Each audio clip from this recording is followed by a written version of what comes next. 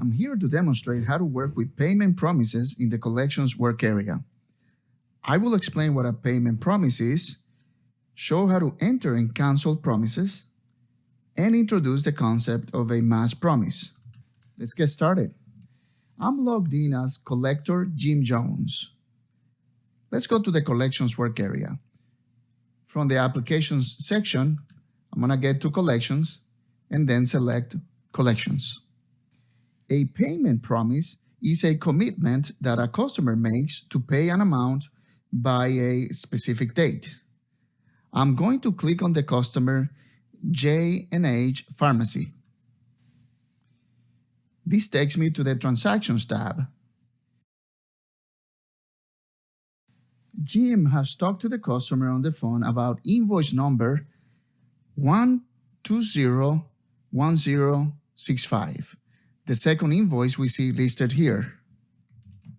The customer has promised to make a partial payment of $10,000.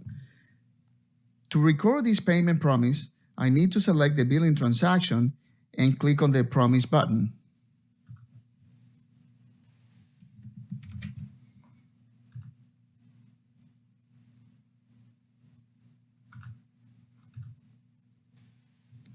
I'm going to start entering details about the payment promise in the Promise Details section of the page.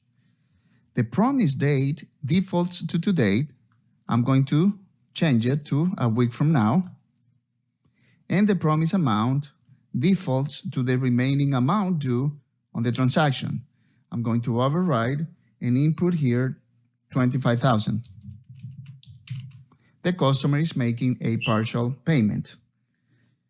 For the payment method, I'm going to select EFT, payment account, and promised item number are optional fields. I'm going to go ahead and click on Submit to complete the task. I can see here a confirmation that the promise has been saved. I'm going to go ahead and click OK.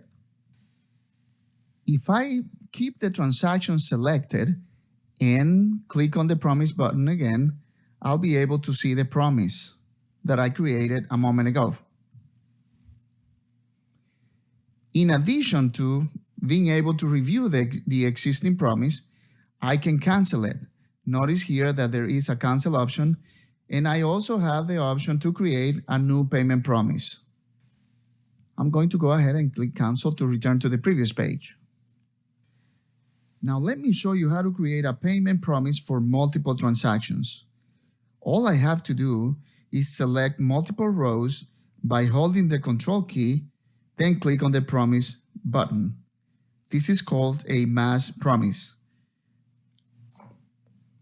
So I'm going to go ahead and select invoices 1201015 and the next row down 1201089 and then select Promise.